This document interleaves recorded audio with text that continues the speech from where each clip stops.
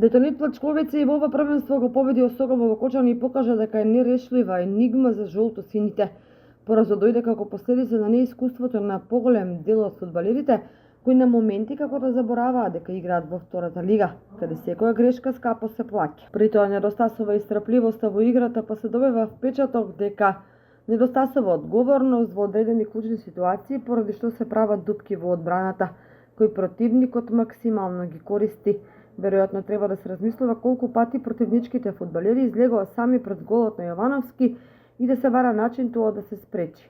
Ако бункерот во Штип издржал, зошто таквата игра да не се преслика и на домашен терен, особено при водство од 1:0. Но време за разочарување нема, бидејќи веќе во сабота на Никола Мантов доаѓа Нова Илијата, борец од Велес, кој во претходното коло загуби од Каменица Сасе со 2:0. И фудбалерите и стручниот штаб знаат од колку во значење овој надпревар и затоа ќе мора да го најдат рецептот за да стигнат до првата победа во првенството.